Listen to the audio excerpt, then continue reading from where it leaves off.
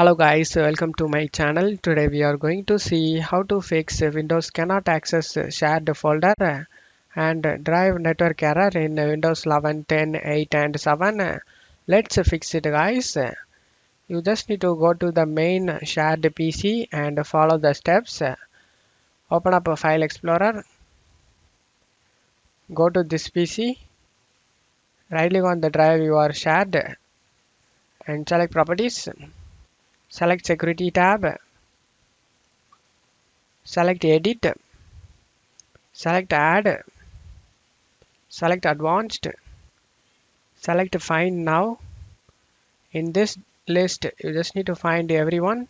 After finding it, click on it and select OK to add here.